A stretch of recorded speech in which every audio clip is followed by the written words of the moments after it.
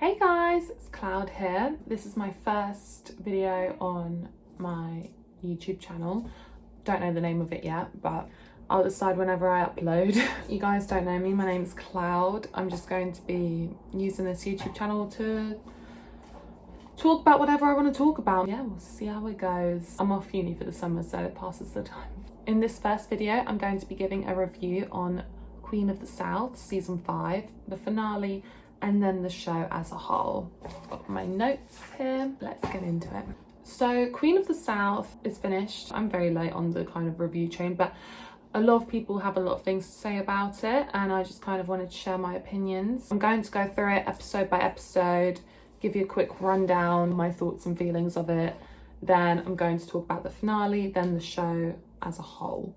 Before I get into it, I'm going to explain to you a quick synopsis of the show. So for those who haven't seen it before, the show is basically about a woman called Teresa Mendoza. She starts off extremely poor. Her boyfriend, who was involved in a cartel, was killed. Because they killed him, they were going to kill her, and she just basically has to run for her life. Eventually, she works her way up this cartel, and she eventually has her own cartel, and she's the Queen of the South. That is a very extremely quick, vague synopsis. I highly recommend you watch the show. So before I start, I just want to give a warning for those who haven't watched season 5 or the show at all yet. Just a spoiler alert. There's going to be a lot of spoilers in this. If you haven't seen it and you want to see it and you want no spoilers, I would stop watching now and then come back to this video when you're done. So episode 1. The first thing I have to say about episode 1 is that James is extremely hot. We all love James. We all love James. We're glad to see him again, and we just hope and pray that he's actually in the whole season. You could really feel the lack of James in season 4. King George and Teresa have a moment together. I know things are complicated between you and James, but it's real simple between you and me. I've only loved 2 women in my life, my mama and you. I think there's obviously a reason why they've had to have that moment together, just them two, and for King George to explain to Teresa just how much she means to him. That was a very interesting conversation to have. Kind of thought something is going to happen to King George. I put in my notes here, Teresa's hair is beautiful. Her hair's always beautiful, like, what can I say? She's never been so rich, so she's going to be able to afford that nice expensive shampoo and conditioner. One scene I found absolutely hilarious in this episode was that James basically runs out of clothes or has no clothes, and King George and James have to do something. I can't quite remember what they had to do. Because James has no change of clothes, King George puts James in his clothes, and he's just wearing a really funky shirt, and it's just so funny. I put in my notes that I needed King George and James in my life. Am I wrong? If I'm honest, when they set out the plot, I am very confused because I've been so focused this whole time. Since season 3, I've been very focused on Teresa and James, even though he wasn't. In season 4, I've been hugely focused on that. So in terms of like the plot with the Russians, I just have no idea what they're going on about. Maybe I'm dumb, but I haven't really been paying attention to it. So I am a little bit confused in this episode. All in all, a good opening season. It was the least action-packed episode I've ever seen from Queen of the South, but I quite like that. It was kind of nice to get an understanding of what the characters' thoughts and feelings are, where the characters have been. Not the best opening, but I found it a great opening regardless. Episode 2, I just don't understand what the beef is with the Russians. I won't ever understand it. At this point, I do like Boaz as a person before, spoiler alert, we find out he's actually a big villain. But at this point, I do really like Boaz. He seems very genuine and loyal, which is why in future episodes I find it so weird that he becomes the show's villain. Great acting from Alice Braga. I'm really sorry if I mispronounced the name. I just love the way that Teresa's eyes light up when she sees James. I think it's such great acting from her. Even her non-verbal acting is so strong, so I've got to commend her for that. But then, For you and me, it can't happen. no, the writers can't do this to us, because the writers know how much the fans love Teresa. We do. I live vicariously through Teresa in this show. I want to end up with James. Because then for the next few episodes, They have barely any screen time together. Then there's not any chemistry between them anymore. Because of that scene, you're just like, well, what is that it? Is that my dream's over? Because honestly, if that was Jalairs Are Over, I was going to stop watching the show because that's all I tuned in for. Kellyanne is pregnant. I like the relationship between Kellyanne and Potter. I really rooted for that relationship, but I think the writers thought I would care more about that relationship than James and Teresa's relationship, but I'll talk more about that later. So episode 2, decent. Okay, so episode 3, Teresa is giving me major Camilla vibes, which I love. I miss Camilla, and I think throughout the whole season I was kind of hoping our Texas OG cast would make a return, but spoiler alert, they didn't. I'll always miss Camilla. Camilla was one of my favourite characters in the show. So it's episode 3, right? They still don't explain what James has done for a whole year. It's kind of important, I can't lie. In this episode, I was quite disappointed in Teresa for betraying Marcel. I don't think Marcel deserved it, even though I said earlier that I thought Boaz seemed like a genuine loyal person. I don't think he deserved that level of protection. He definitely deserved to like go to prison. Like, sorry, Boaz. For all the drama that Boaz puts her through, she's probably like, why did I not just send him to jail? Because I think with Marcel being on her side for the whole season, she would have had a much easier ride. In this episode, we see some brilliant acting from Kellyanne. I don't know the actress's name, but she's probably one of the best actors on this show. You really, really feel her emotions, and it's when her and Potter are talking about their baby and having a baby together, and you can really feel Kellyanne's emotion, and I have to commend the actress who plays her. She's amazing. I thought you were having cold feet. I am! My feet are freezing!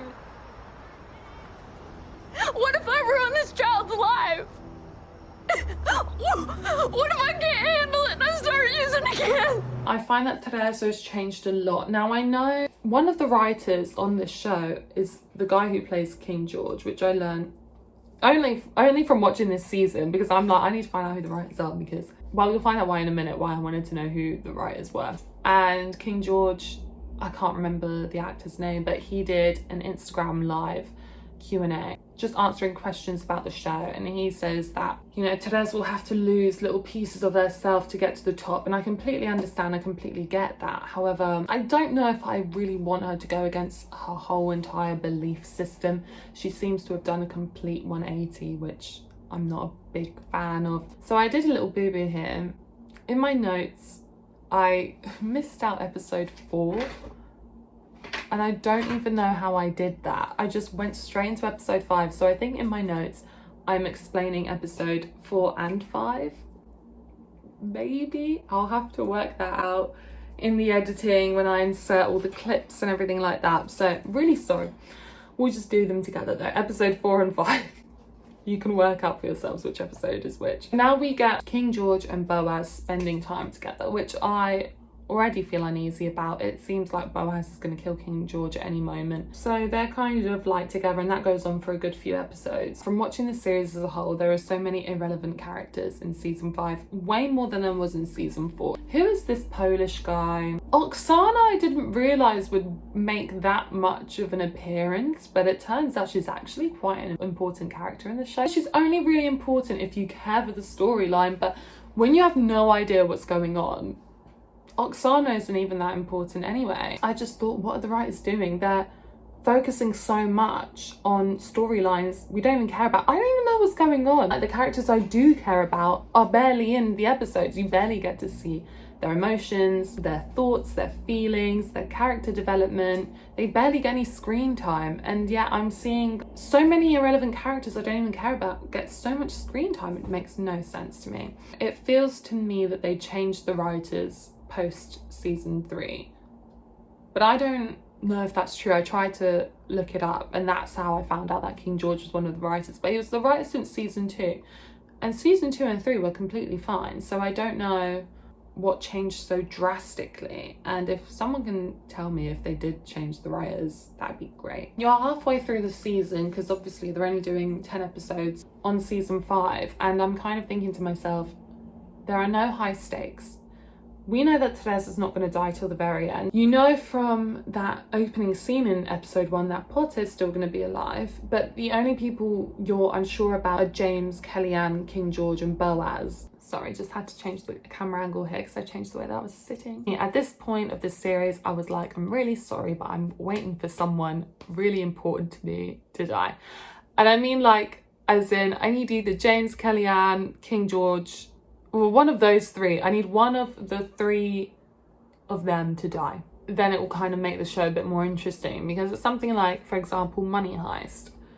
I'm not going to put any spoilers here, but you cannot allow yourself to get attached to any of the characters on Money Heist, because anyone you love will die. I'm not getting that from Queen of the South. That's what makes Money Heist so interesting. Nobody is safe, and it completely changes the storyline, completely changes the dynamics. Every death is meaningful.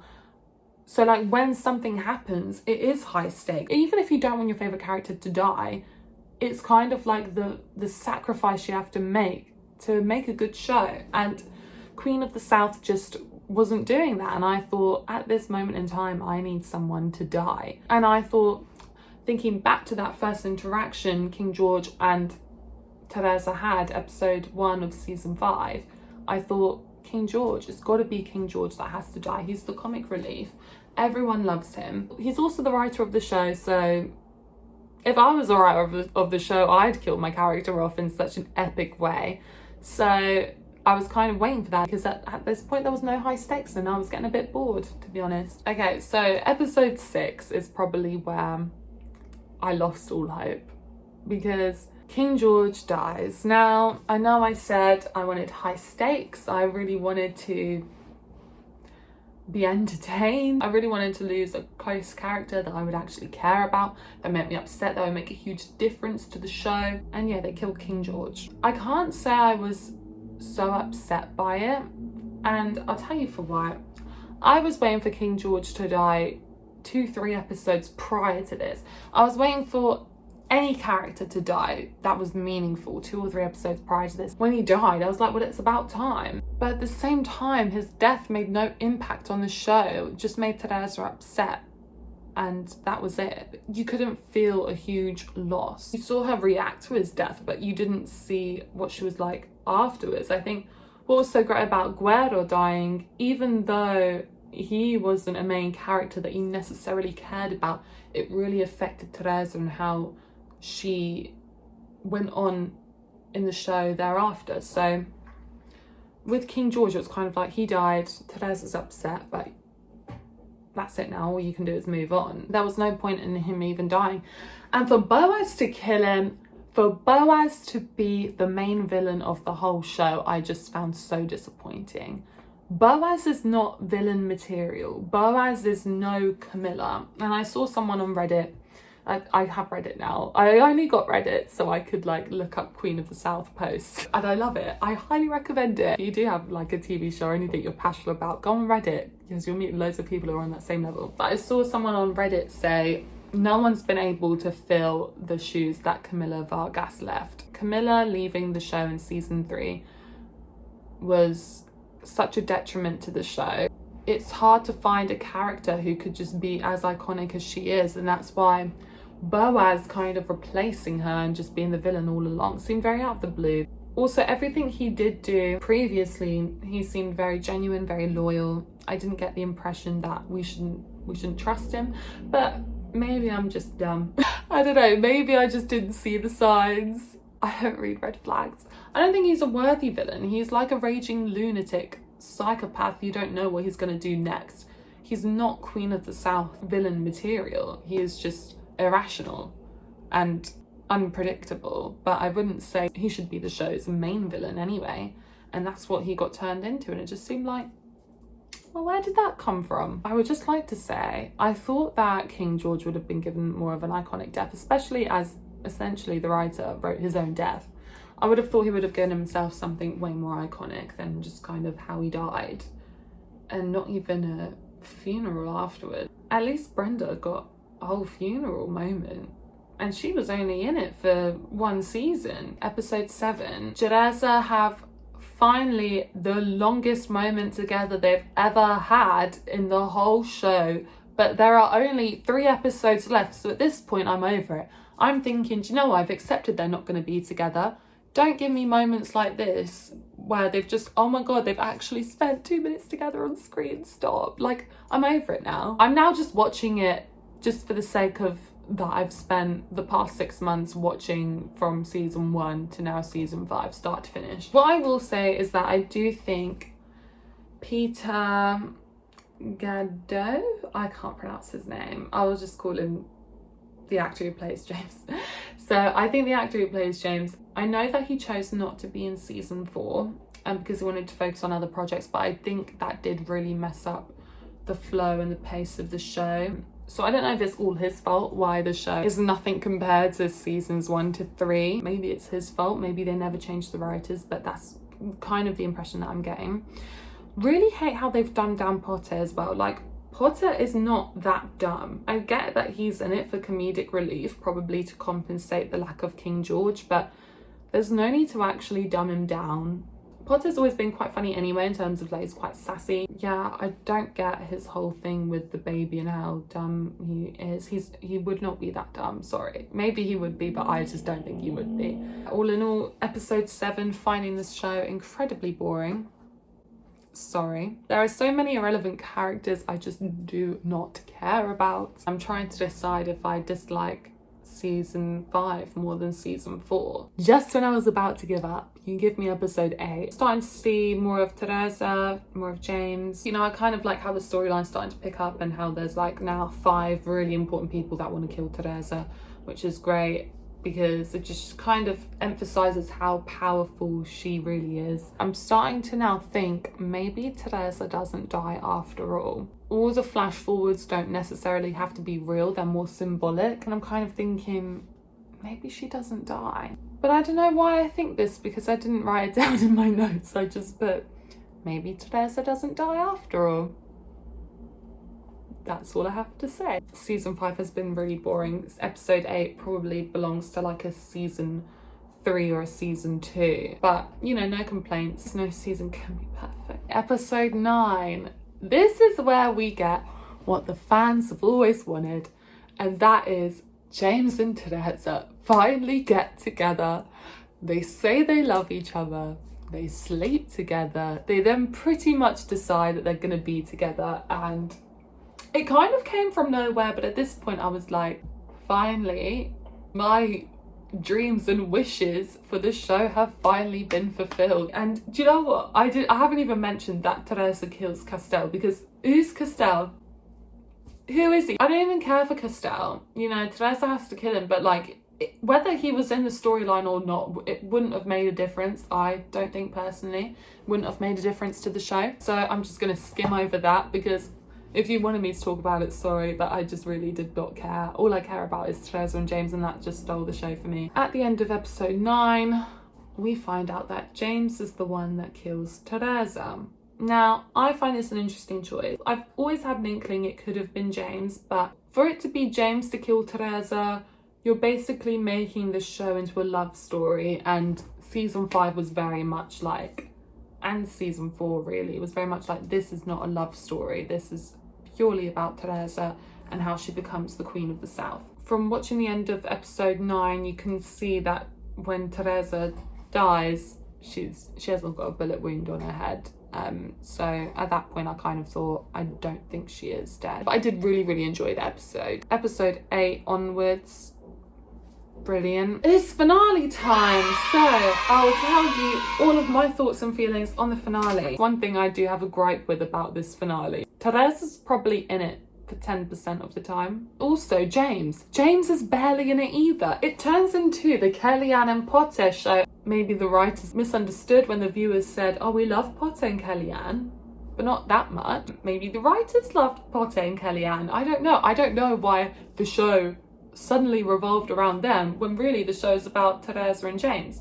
Teresa's plan to stay alive was brilliant. Explains how she did it, and it's like, do you know what? Love that, but the finale was told from the wrong perspective. It should have been told from James's perspective because James and Teresa are the main characters of this show. Why was it told from Potter and Kellyanne's perspective? I kind of get why Potter had to go to prison, just to show how much time has passed and how, you know, Teresa is definitely safe where she is. She's not going to get caught out. And I kind of get why they put him in prison, but so irrelevant. So irrelevant. They could have just told it from James's perspective and said, oh, by the way, Potter went to prison. Now, I love Potter and Kellyanne. I really do. I have nothing against them whatsoever, but no, I don't like them that much to have the whole finale be centered around them. And it was such a detriment to the show. The show's about Teresa and they've not given us that. They've barely had Teresa or James in it, and it just makes no sense to me. And then, in a sense, Teresa and James just became one of the most irrelevant characters of the show. I'm happy for a happy ending. I should have probably mentioned that Boaz dies in a huge knife fight scene, which was disgusting. I could barely look at it. I'm not a very gory person. You know, I kind of like that Potter killed him, but again, it was a letdown. Like, everyone had their happy endings. I'm really happy. It was just told from the wrong perspective. Final thoughts of the show as a whole. The issue is with season 4, and especially with season 5, is that there were so many storylines, so many loose ends, so many characters that we did not care about in the show, and they had more screen time than Teresa did, and that's really what let the show down. I just don't care about these irrelevant characters. I don't even know the storyline. I don't get what's going on. I empathise with the writers in a sense that they only had 10 episodes to do it, and I don't know if they chose it, but they only had 10 episodes to really wrap up the story, so I do get why things might have been rushed. I don't understand why they haven't got picked up by Netflix to do another season, but that's what I kind of think might happen. I think that's why they've kept Teresa alive as well. I don't know if it was ever their intention to kill her, because in episode 1, season 1, she does get a bullet wound in the head, but then the end of episode 9, season 5, you don't see it with the bullet wound. So I don't know if it was ever their intention to kill her or keep her alive. I don't know, but it seems like the way that the show ended, it's kind of to keep the door open so that if they want to go back and film the other seasons, they can. That's just my theory on it anyway. All in all, would I rewatch it again? Yes, because I love it. I love the show. I still love the show, even though it's got its flaws. But I think what I would probably do if I had to watch it again is watch season 1 to 3 in full, skip out season 4 because it's very irrelevant, and then watch season 5 episode 1 and 2, skip the middle chunk and watch it from season 8 onwards. And that's how I would rewatch it. But yeah, all in all, it's got an amazing storyline, amazing cast, amazing actors. I don't think I'm so disappointed in season 5 it's made me stop watching the show as a whole, because I just think the first 3 seasons are so strong. So that's pretty much the review done. Those are my thoughts and feelings on it. Thank you so much for watching. If you've lasted this long, I am a rambler. Thank you for watching and supporting my first video. Hopefully there'll be more when I get around to making them. Obviously they won't be Queen of the South based, or they might be, who knows. I've always said to myself, after I've reviewed it, I'm going to then rewatch it. I'm not quite ready to let go and start watching a new series just yet. But yeah, so thank you all so much for watching this. I hope you loved the show as much as I did and that you might rewatch it. Let me know your thoughts and opinions in the comments. And yeah, thank you so much for watching, supporting. Please subscribe. There'll be more videos out soon. And yeah, thanks for watching.